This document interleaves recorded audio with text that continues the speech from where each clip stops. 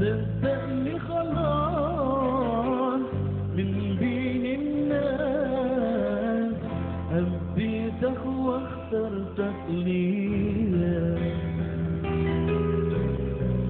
طول ما انا وياك قدامي منام خلتني ما غمضش عينيا. الله يا سلام بعينيك أحلى كلام.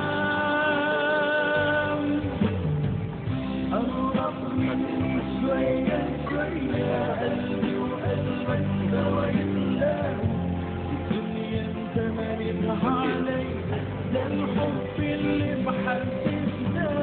قرب شوية شوية ما تقدر قرب تاني، الدنيا انت مالتها علي وكأنك مغروى على لساني. في قلبك إحسان وعليك أحسان، في بطني العالم تدور.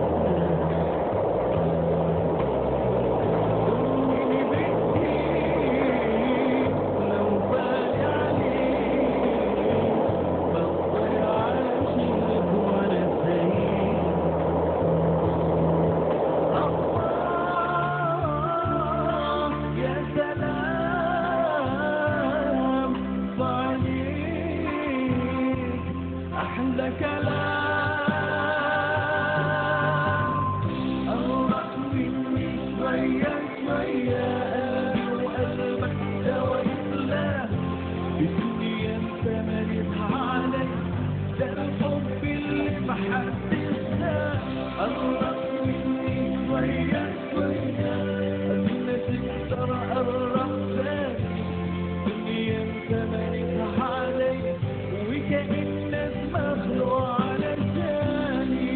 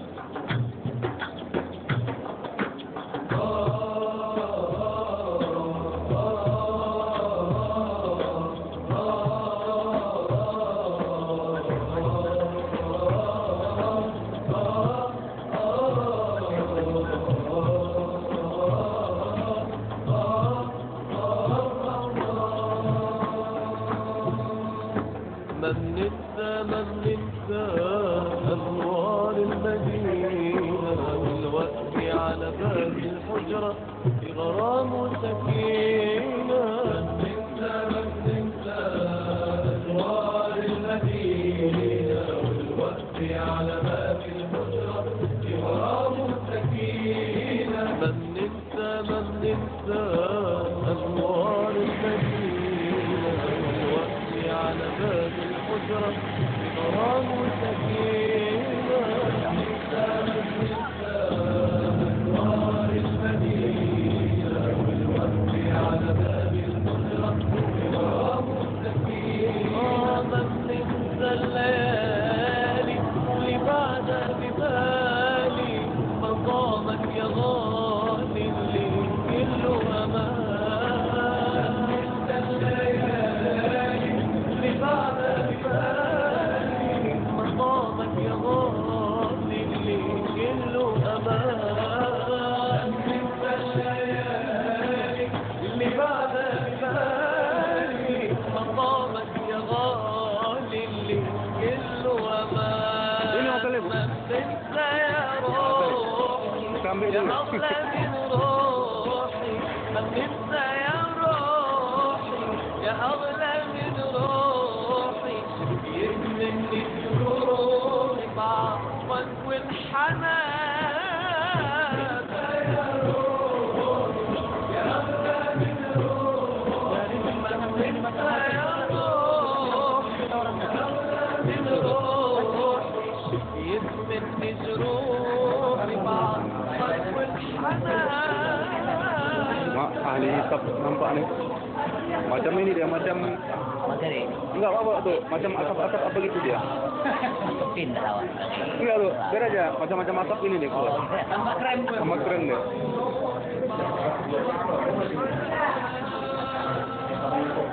Wah, macam acara TV-TV itu. Asap. Macam salju.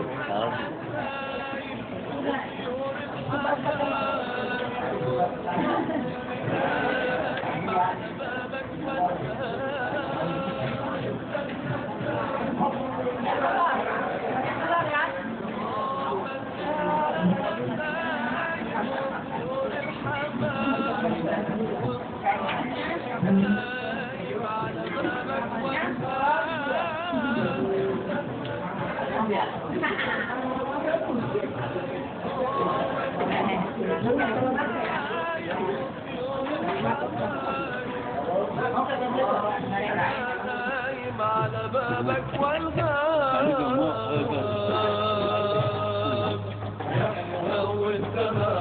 Saya kajik baik.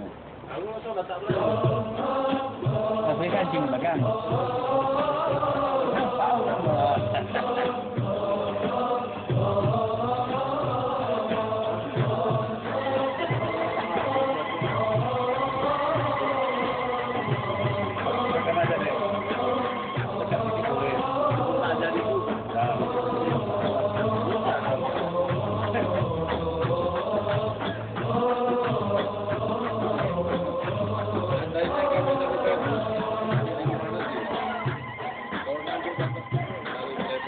Sahabatan dulu.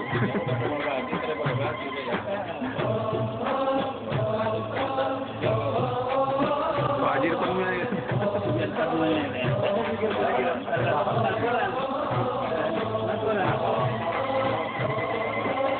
Habis kau habis.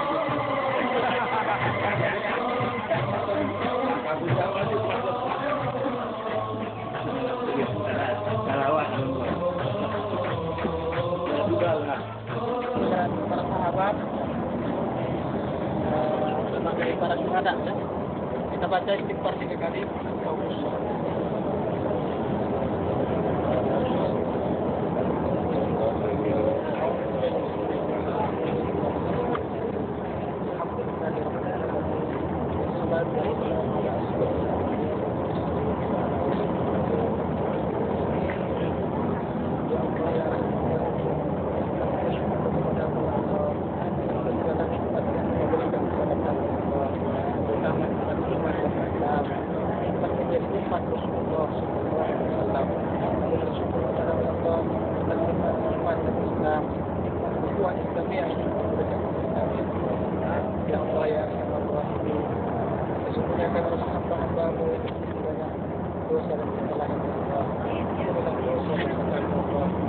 ampunilah dosa-dosa ayah dan ibu kami ya Allah. Ya ibu kami yang sudah berada dalam kubur ya Allah. Lapang tempat kubur mereka ya Allah. Sayangilah mereka sebagaimana mereka menyayangi kami. Sekali jauh. Amin. Ya Allah ya Allah. Lapang tempat kubur para sahabat sudah berada.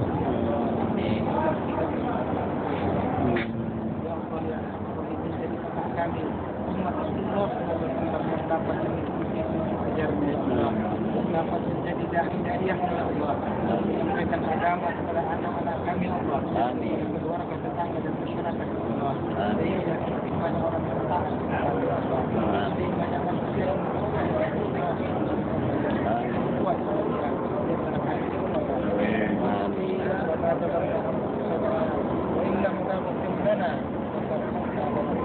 Amin.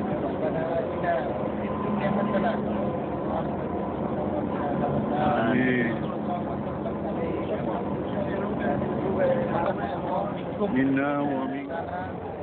Termasuk antara yang diberikan berubah kesempatan dapat mengunjungi kota Madinatul Munawwarah, kota Nabi Sallallahu Alaihi Wasallam, akan sebuah kegiatan nikmat yang tidak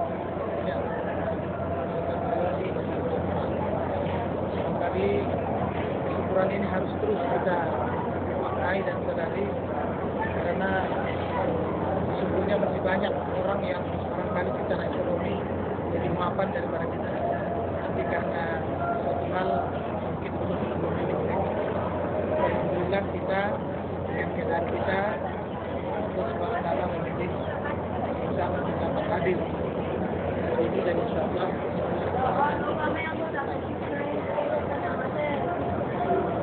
salam dan salawat disampaikan dihadiahkan kepada sholat dan semua yang kita harapkan syafaatnya di akhir yang biasanya kita membaca salawat jauh dari tanah air. Alhamdulillah hari ini kita bisa membaca salawat yang kita jarakkan sampaikan dari makam.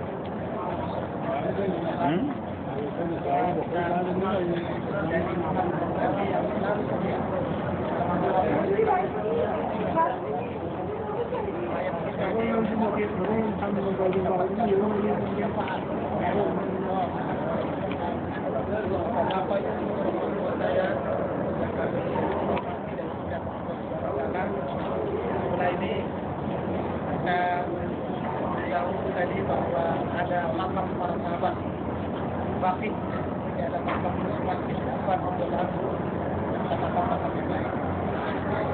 Dan jumlah makam sahabat ini ada sekitar 10.000. Padahal menurut sebuah riwayat para sahabat Nabi itu jumlahnya kira-kira 124.000 orang. Lalu pertanyaannya, kalau di sini 10.000, lalu kemana yang 140 orang lagi? Inilah berkat perjuangan para sahabat inilah umur mereka atau selama hidup mereka tidak lagi selalu memikirkan di mana mereka akan dimakamkan, sehingga yang ada di pikiran mereka adalah bagaimana agama ini sampai ke pelosok dunia, bagaimana agama ini sampai menjangkau manusia. Mereka jauh memikirkan ke depan, ribuan tahun mereka pikir, sehingga hari ini kita walaupun jauh dari kota ini, kota Madinah Munawwarah, kota yang cahaya sampai jebal berkat perjuangan mereka. Jadi 140.000 para sahabat dikubur bukan di Madinah, di Mekah. Bahkan ada seorang sahabat Nabi yang dikuburkan di Barus tahun 40 Hijriah. Berarti masih zaman kekhalifahan Ali bin Abi Thalib. Sangat dekat dengan zaman Rasul. Agama Islam sudah sampai ke Barus.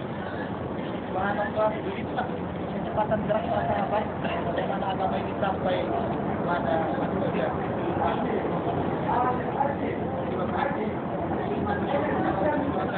Di sini sampaikan salam dan salawat kepada Rasulullah, sampaikan juga doa dan salam kita kepada sahabat.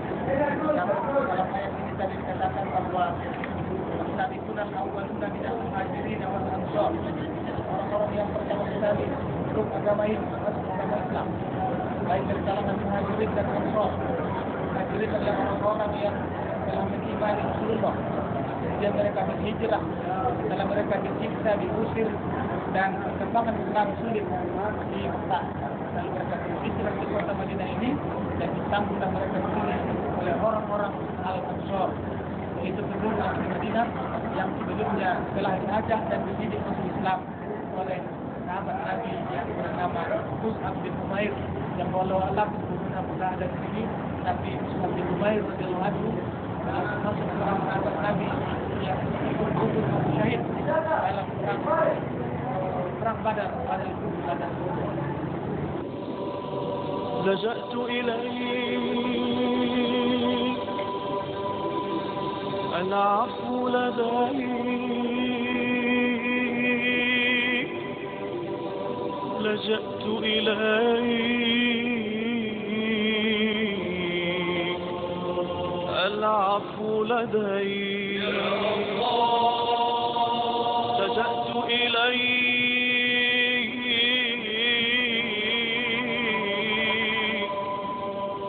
العفو لديك لجأت إليك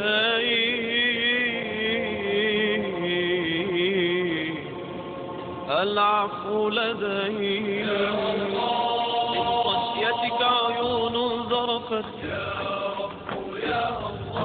ربي وقلوب قد خشعت من خشيتك عيون ذرفت ربي وقلوب قد خشعت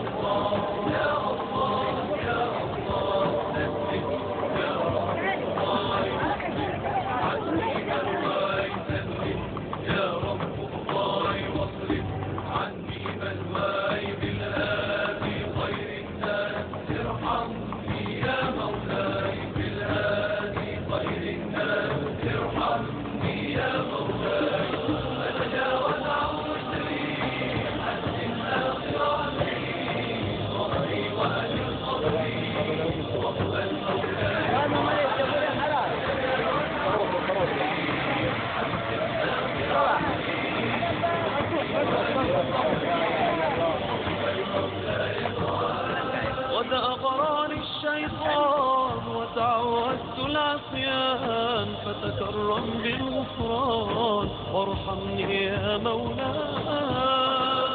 الشيطان وتعودت العصيان فتكرم بالغفران وارحمني يا مولاي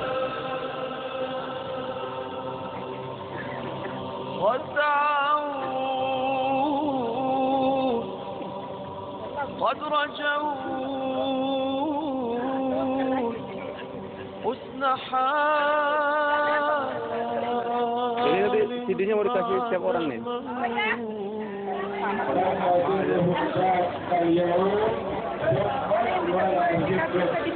Artinya barang siapa yang akan tuduh diberikan pada dua kata Rasulullah wasiatnya alasannya ya karena kebenaran ini hanya berbuat di kota Madinah saja.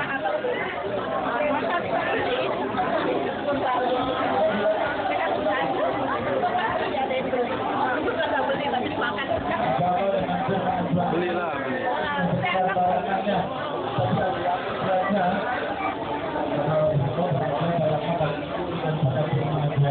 Hari ini tidak akan bersama lagi, tidak akan bersama dengan orang lain.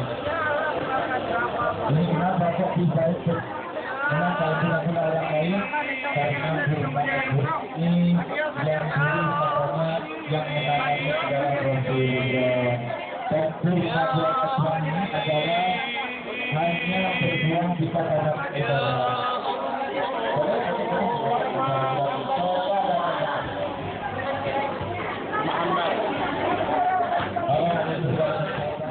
Bravo.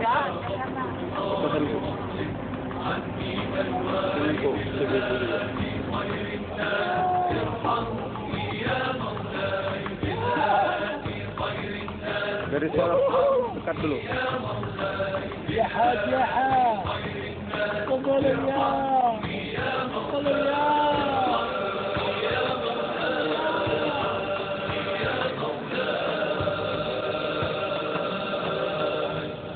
Al-Haji.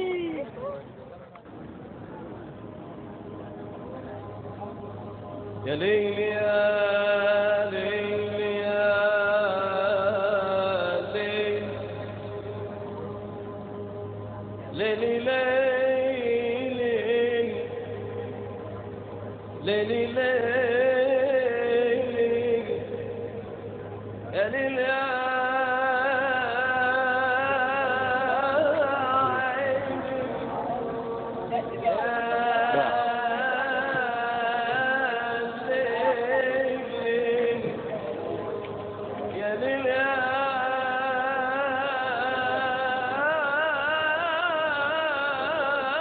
وأراد هذا الأعمى أن يمنع النبي، قال لا أحل لك أن تدخل، وأصر النبي صلى الله عليه وسلم، قالوا نقتله يا رسول الله، قال لا دعوه.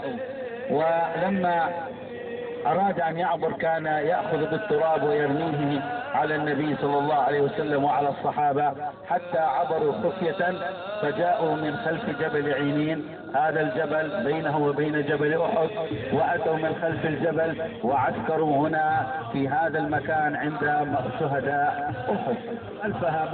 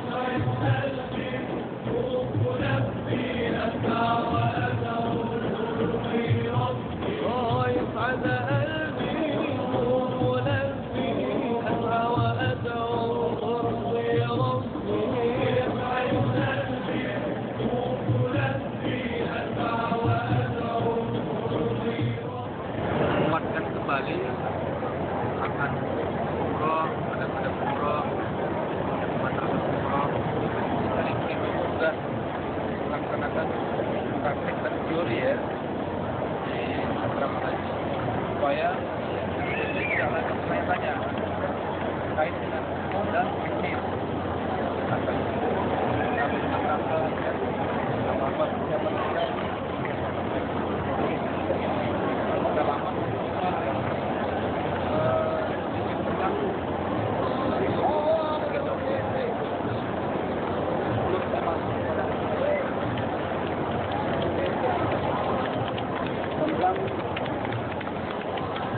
keutamaan umroh ini, supaya ketika kita melaksanakan umroh ini ada rasa gitu, bukan hanya sebatas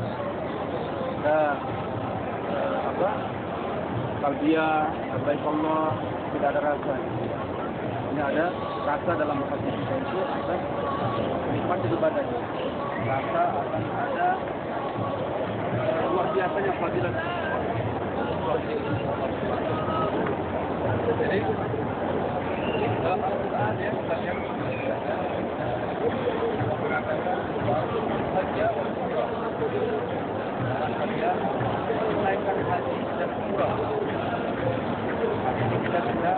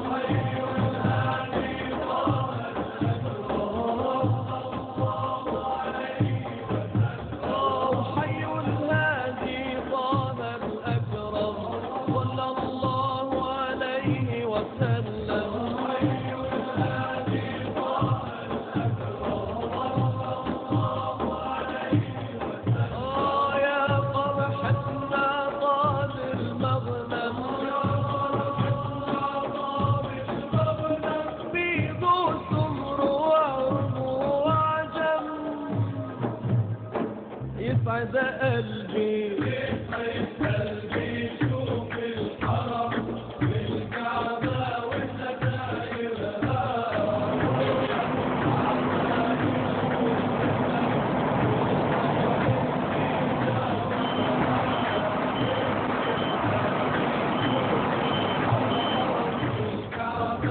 kehadirat Allah Subhanahu wa taala yang mana kita dipilih oleh Allah Subhanahu wa taala untuk dapat menunaikan ibadah umroh pada tahun ini.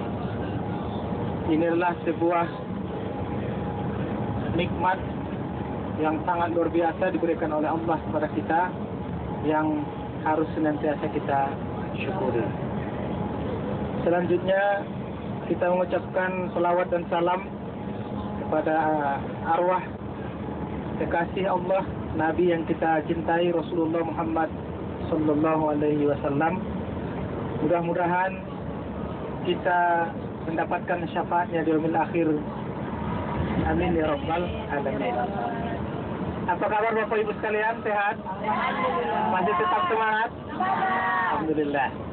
Mari kita tetap jaga niat kita, luruskan niat kita bahwa kita melakukan ibadah umroh ini adalah semata-mata untuk li mardatillah, mencari ridho Allah Subhanahu wa taala, bukan untuk jalan-jalan, walaupun mungkin di antara rangkaian perjalanan kita ini ada juga yang bersifat rihlah atau tamasa ya, tapi intinya adalah bagaimana keikhlasan kita melakukan ibadah ini adalah untuk mencari ridho Allah SWT. Bapak-bapak, ibu-ibu, jamaah yang dimuliakan Allah, saya ingin menyampaikan sebuah tausiah. Mudah-mudahan bermanfaat buat diri saya terutama dan kita semua. Tausiah ini judulnya adalah menuju kematian. Bapak Ibu, jemaah yang dimuliakan Allah, begitu banyak ayat-ayat dalam Al-Quran yang menjelaskan tentang keniscayaan sebuah kematian. Di antaranya Allah menjelaskan dalam Al-Quran bahwa kullu nafsin za'iqatul maut wa nabluukum bisyarri wal khairi fitnah wa ilaina turja'un. Demikian Allah menjelaskan dalam surat Al-Anbiya ayat yang ke-35 bahwa segala sesuatu itu yang bernyawa pasti akan mengalami kematian, dan kata Allah, kami akan menguji kamu dengan dua ujian. Ada ujian al-khairi fitnah, kebaikan, yaitu berupa kesehatan, kelapangan rezeki, ini juga ujian. Dan satu lagi adalah asyarri fitnah, yaitu ujian berupa keburukan, sakit, musibah, atau mungkin kesempitan rezeki dan sebagainya. Inilah dua ujian dalam perjalanan hidup kita. Bapak Ibu jamaah yang dimuliakan Allah SWT, sesungguhnya perjalanan hidup kita ini, termasuk bagian daripada perjalanan umroh ini, adalah merupakan langkah-langkah kita menuju sebuah kepastian. Itulah yang disebut dengan kematian. Dan pakaian yang kita kenakan saat ini adalah mengingatkan kita bahwa pada suatu saat nanti kita akan digotong oleh orang lain yang masih hidup untuk diantar ke kubur kita masing-masing. Bapak Ibu jemaah yang dimuliakan Allah, oleh karena itulah kemudian kita dalam kehidupan ini perlu senantiasa menjadikan hidup kita ini menjadi hidup yang bermakna, menjadi hidup yang bernilai dalam pandangan Allah Subhanahu wa taala. Siapakah orang yang hidupnya bernilai dan bermakna dalam pandangan Allah? Itulah orang yang mengerti siapa dirinya sebenarnya. Dia mengerti, memahami berasal dari mana, sedang di mana, untuk apa, dan hendak kemana. Ini beberapa pertanyaan yang harus selalu ada dalam pemikiran kita. Kita ini dari mana? Kita berasal semuanya dari Allah. Semua berasal dari tanah. Sedang di mana? Kita sedang di dunia.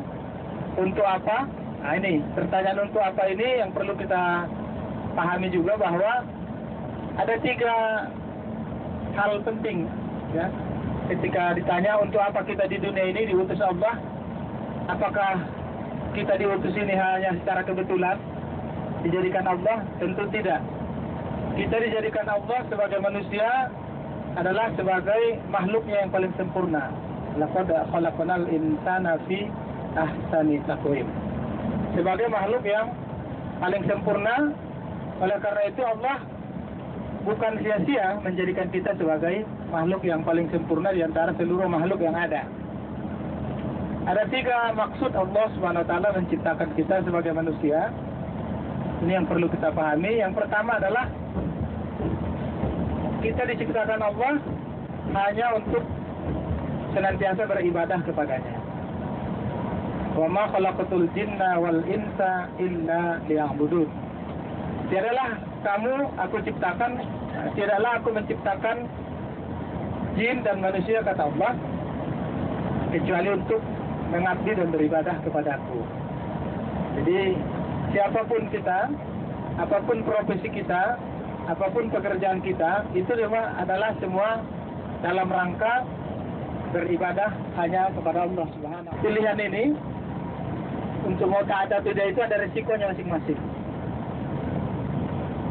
Dalam Al-Quran surat Al-Insyiqaq, Allah mengingatkan kepada manusia bahwa idza as-samaa'u inshaqqat wa aznat li rabbiha wa huqqat wa idza al-ardu muddat wa alqat ma fiha wa tahallat wa aznat li rabbiha wa huqqat. Amma al-insanu idza ma batalahu rabbuhu. Adapun manusia yang diberikan Allah hidupnya, diberikan nanti catatannya dengan tangan kanan, maka dialah orang yang gembira.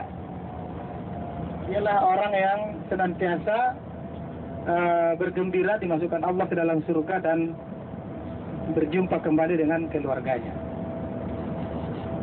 Sebaliknya, orang-orang yang menerima catatan amalnya dari belakang, wara azhari, fasawfa yad'u subura, maka dia berteriak mengatakan celakalah aku, wa yasla sa'ira, dan dia akan dimasukkan ke dalam neraka. Jadi inilah Bapak Ibu, yang pertama maksud Allah menciptakan kita adalah untuk beribadah, persiapkan bekal kita, wa tazawwadu fa inna khairaz zadi taqwa.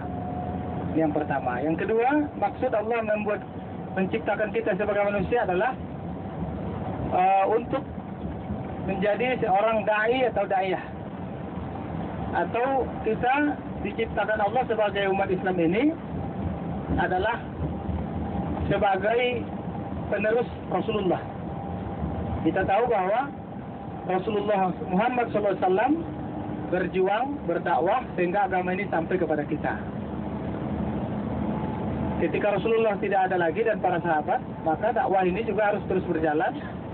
Dan kita semua adalah orang-orang yang memiliki tanggung jawab dalam hal ini. Dan dalam hal ini kita mulai daripada diri sendiri, keluarga, dan masyarakat kita. Dan yang terakhir adalah kita diciptakan Allah adalah sebagai khalifah fil ardh, sebagai pemimpin bagi diri kita dan juga bagi keluarga kita dan bagi orang lain. Bapak Ibu jamaah yang dimuliakan Allah SWT, barangkali inilah sedikit yang dapat saya sampaikan. Mari kita terus membenahi hati kita, terutama di tanah suci ini. Kita fokus kita terhadap ibadah-ibadah kita, terutama di kota Makkatul Mukarramah.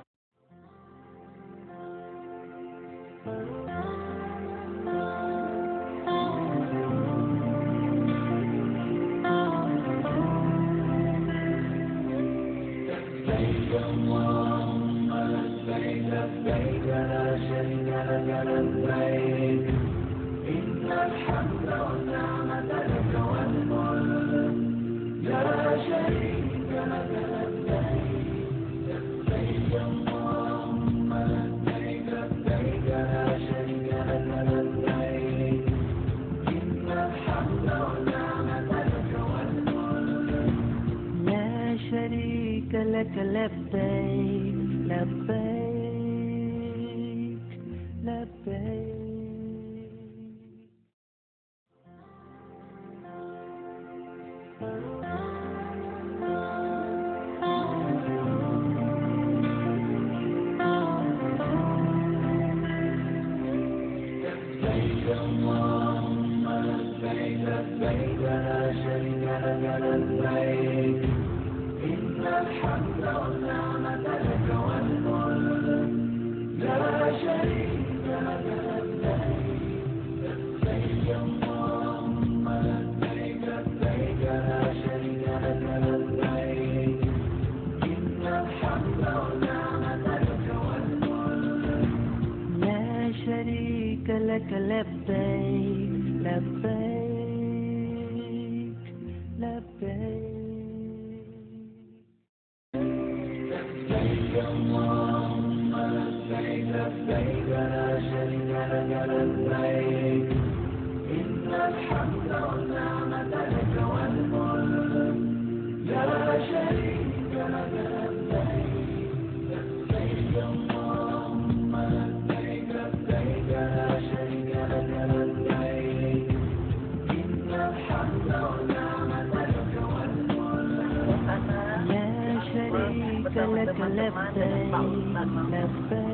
Semoga perjalanan kita menyenangkan. Amin.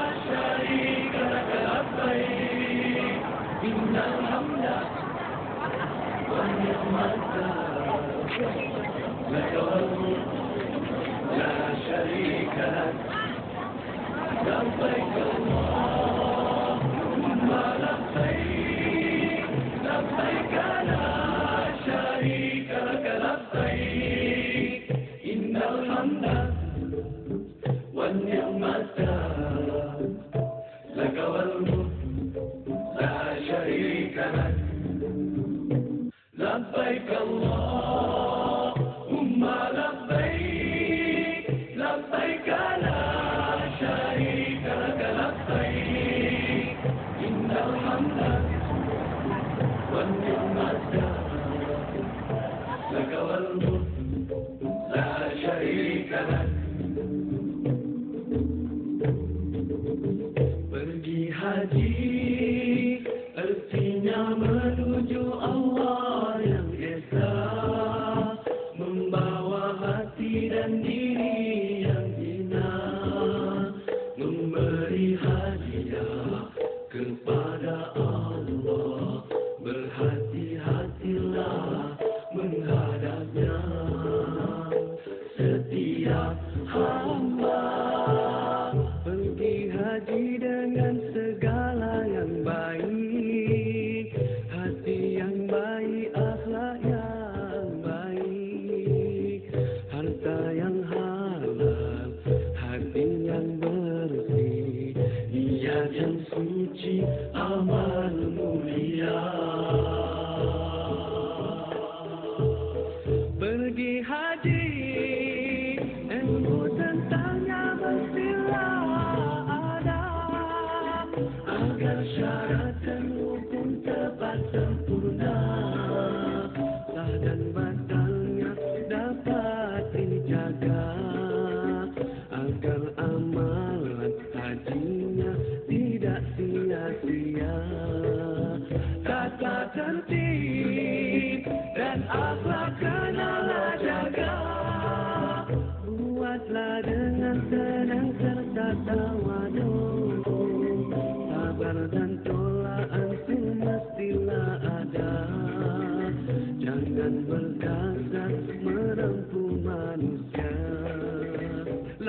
لبيك اللهم لبيك لبيك لا شريك لك لبيك إن الحمد والنعمة لك والملك لا شريك لك setiap hamba pergi haji dengan segala yang baik, hati yang baik, akhlak yang baik, harta yang halal, hati yang bersih, niat yang suci, amal mulia, tanah haram, jagalah pantangannya.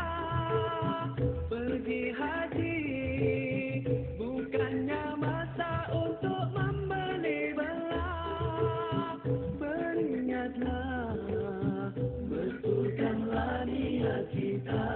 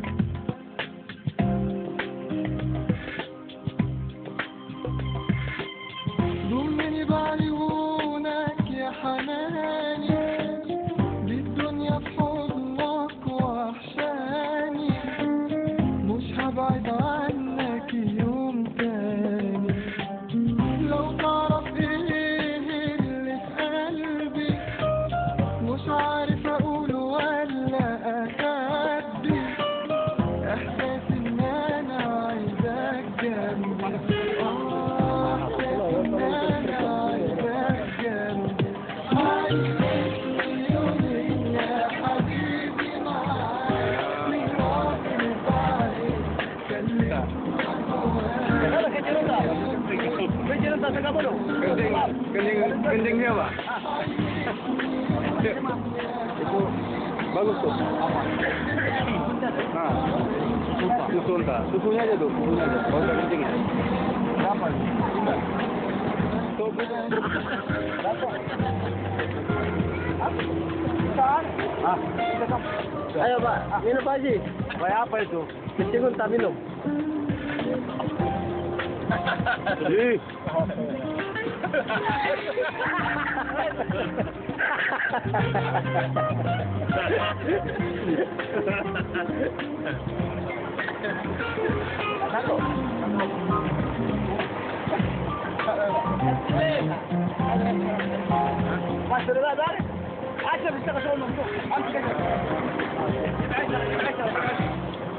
أعطيتني 20 الحرمة بقي 40 راح طول عمري في قلبي شايلها لك حسيتك أيوة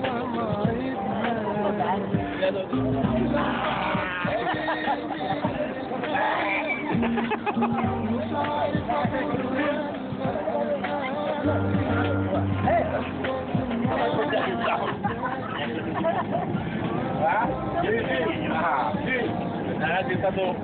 Saya mau jadi saya.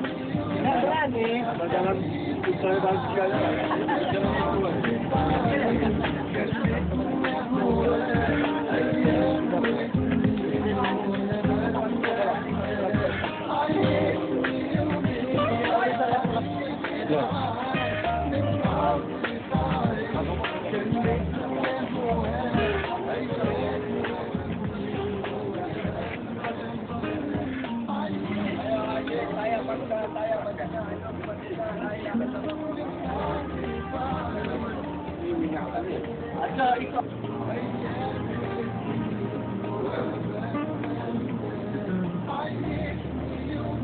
Oke.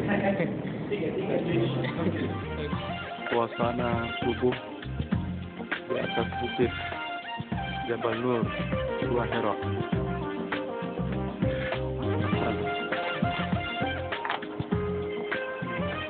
suasana kota Mekah terlihat dari puncak Jabal Nur, Gua Hira.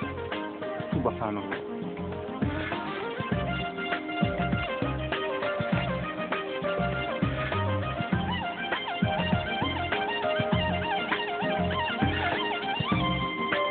Cukup melelahkan.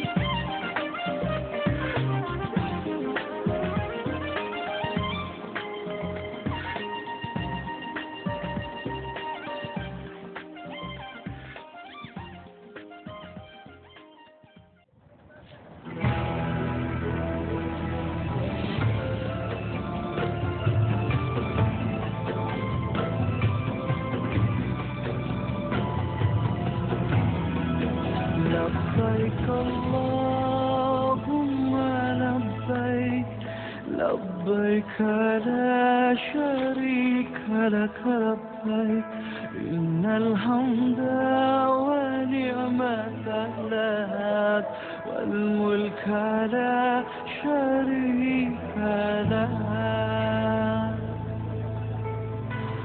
Wahai Allah, kami datang memenuhi panggilanmu. Tiadalah sekutu untukmu, segala puji dan kuasa untukmu. Kami meraba tanpa cahaya, kami yang lupa sinar. Sesungguhnya luar biasa Rasulullah. Iqra bismillahirrahmanirrahim. Berarti perawakan Rasulullah juga tidak terlalu besar ya? Dari segi Rasulullah SAW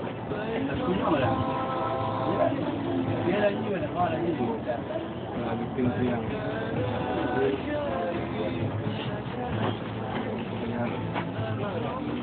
biar ini jadi sangat ya kalau ini jadi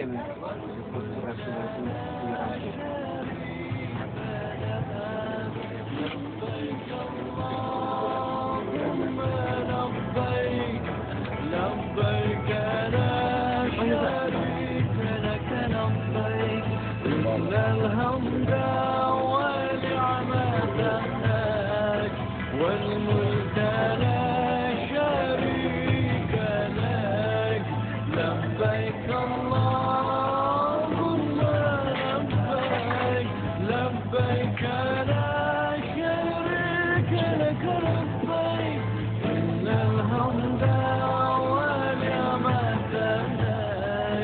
والملك لا شريك لك لبيك اللهم لبيك لبيك لا شريك لك لبيك إن الحمد والنعمة لك والملك لا شريك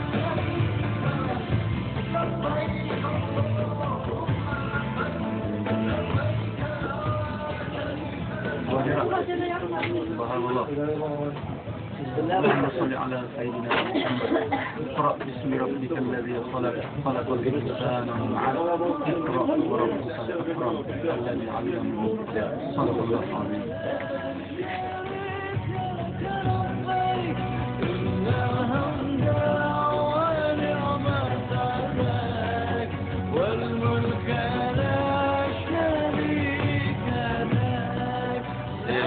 Rasulullah SAW mengambil posisi Gua Hira sebagai tempat bertahan menerima ayat surah yang pertama itu. Ini merupakan sebuah posisi strategis yang luar biasa dalam dakwah Rasulullah SAW.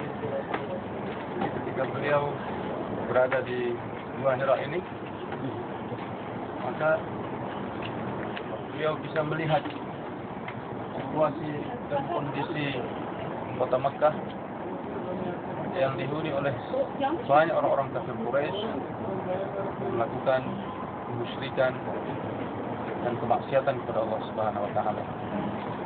ketika beliau berada di Gua Hira ini bukan harus sebatas untuk bersembunyi, tapi selain bersembunyi, dia melihat bagaimana kondisi dan situasi orang-orang Mekah.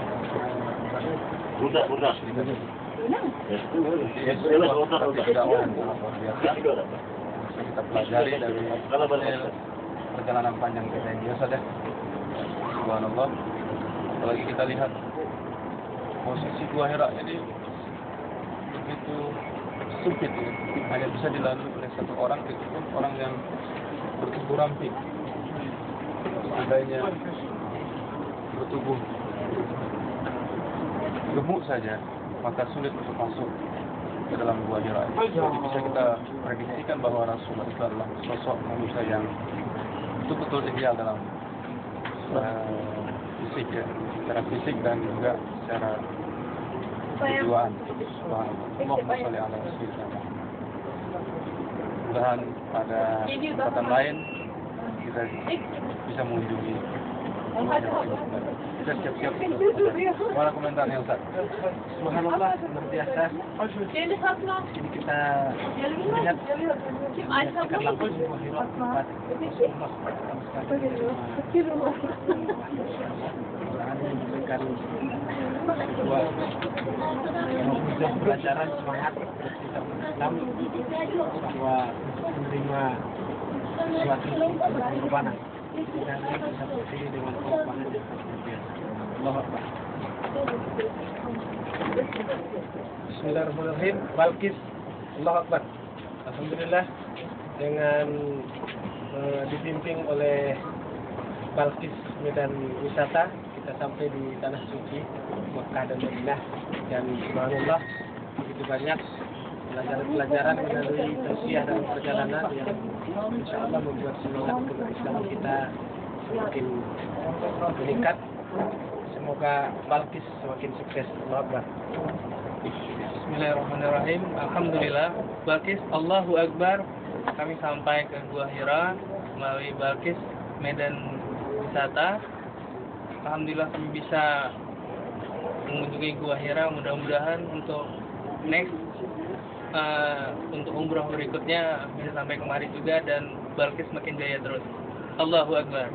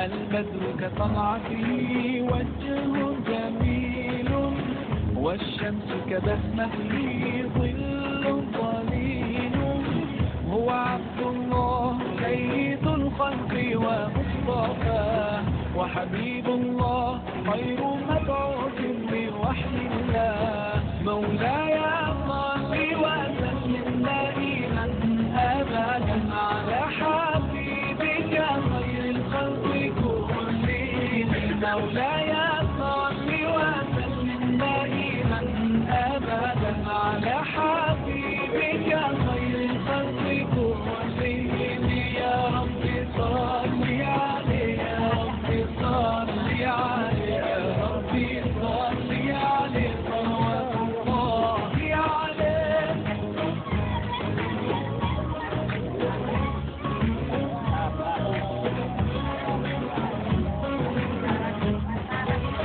هو خير عباد الله خير البرايا حي فينا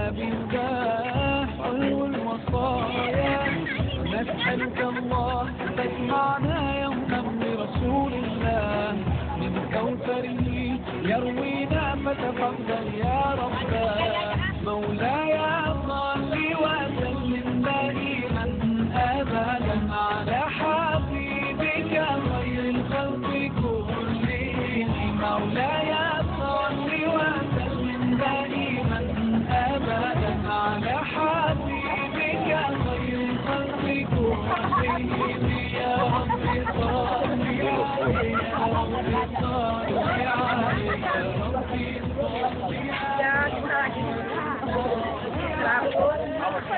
Kita lagi nikmatin bakso apa ya? Bakso sapi.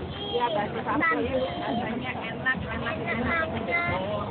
قلبي نقي ذاكر لله المصطفى الصفي صلى عليه الله أخلاقه وصفاته سبحان من سواه هو قدوتي وحبيبي ودعوة النجاة يا رسول الله يا حبيب الله اكتب لنا نلقاه ندعوك يا رباه مولاي صل وسلم دائما أبدا على حبيبك خير الخلق كلهم مولاي صل وسلم دائما أبدا على حبيبك خير الخلق كلهم يا رب صل عليه يا رب صل عليه يا رب صل عليه صلوات الله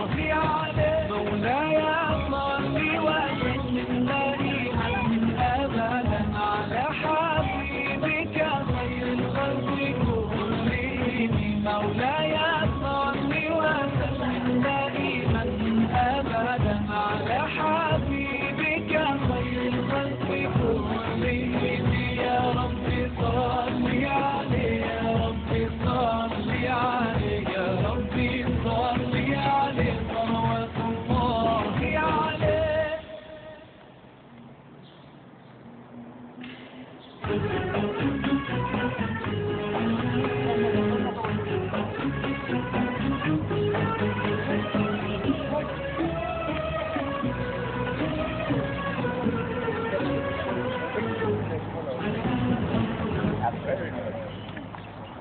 رقت عيناي شوقا Ada bentar.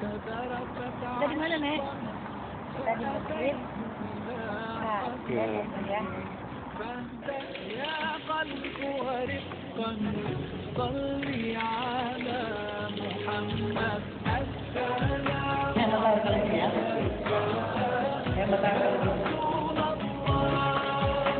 السلام عليك يا حبيبي يا نبي الله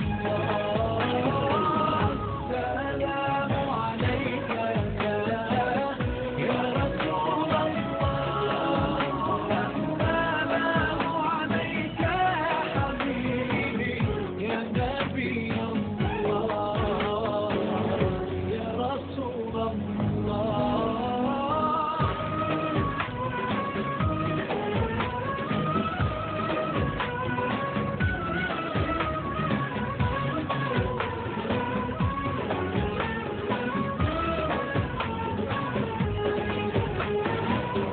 قلب بالحق تعلق وبغار حراء تألق يبكي يسأل خالقه فأتاه الوحي فأشرق اقرأ اقرأ يا محمد السلام عليك يا رسول الله السلام عليك يا حبيبي يا نبي الله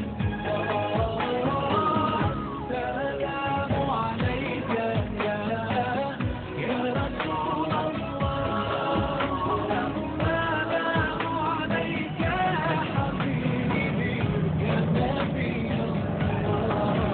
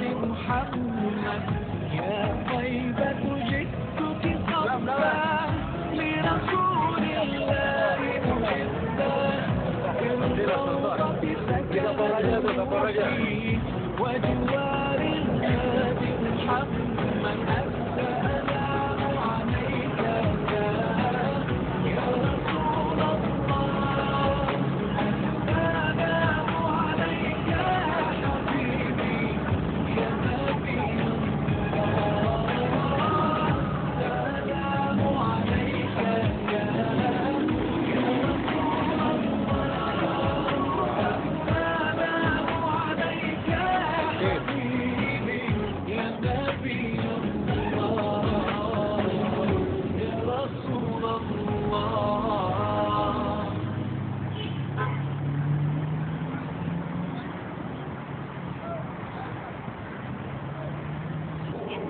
هذا مسكت لنا نادل.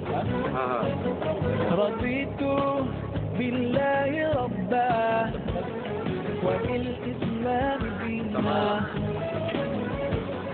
رضيت بالله ربا وبالإسلام دينا وبمحمد صلى الله عليه وسلم سلم نبيا ورسولا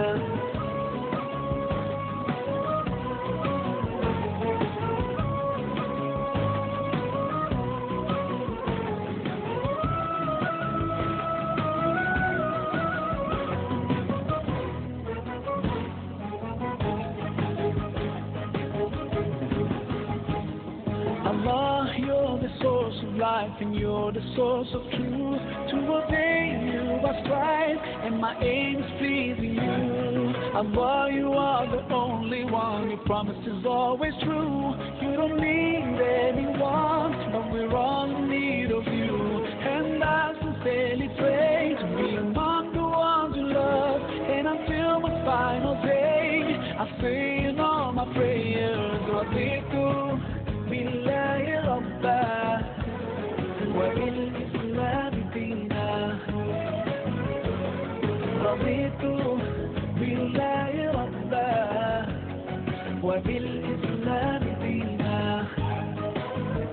wa bi Muhammadin sallallahu alayhi wa sallam sallam nabiyyan wa rasulan.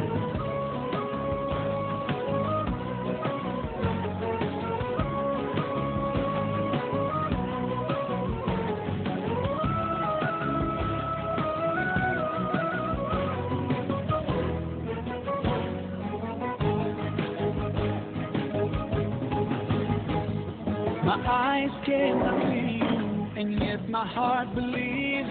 Your miracles surround me, so clear and easy to see.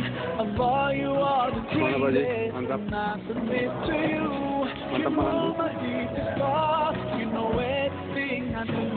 And I sincerely pray to be among the ones you love. And until my final day, I say in all my prayers, billahi rabba wa bil islam dina Raditu billahi rabba wa bil islam dina wa bi Muhammad sallallahu alaihi wasallam nabiyyan wa rasulan.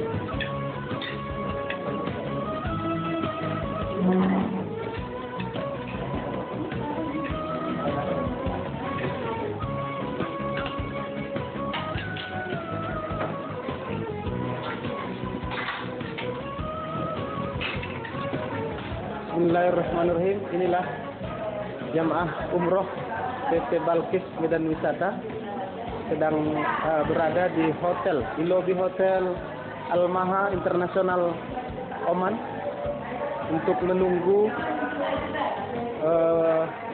bis pengangkutan ke bandara internasional untuk selanjutnya akan kembali ke tanah air. Semoga perjalanan ini perjalanan yang mendapat berkah dari Allah Subhanahu wa taala. Dan ini adalah Nenek Nur Ali sebagai jamaah tertua tapi paling energik dan sehat. Kalau ini adalah artis. Ini ibu-ibu juga sedang menunggu. Oh iya, bagi yang paling muda.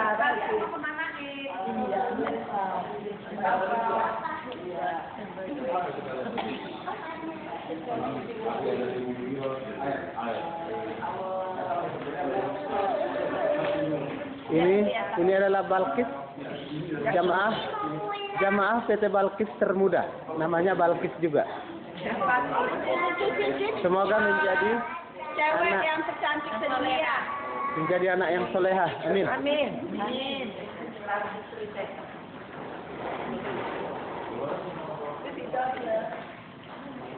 Dan di dekat Taman Mini ini terlihat pembimbing kita sedang berbincang-bincang serius dengan tokoh masyarakat Kota Belawan yang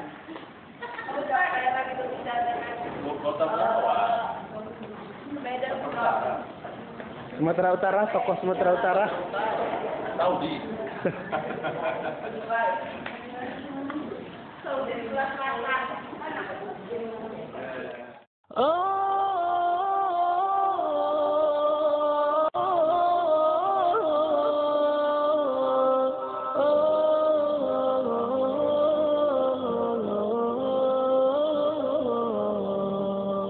يا حامل القرآن قد خصك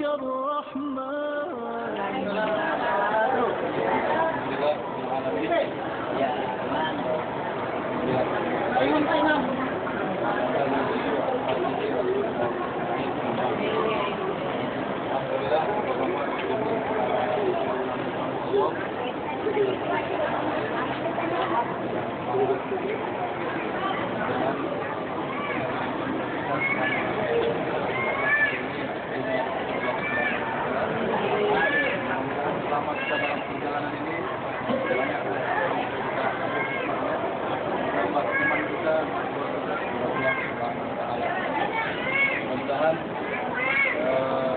kita ini tidak hanya sampai sini Pak ya, bisa menjadi silaturahim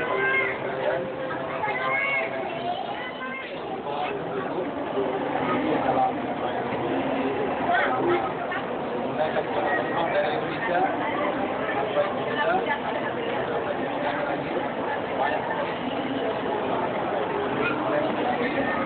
dan kami umatkan atas bapak-bapak ibu baik foto baik salah baik alhamdulillah bilang kepada saya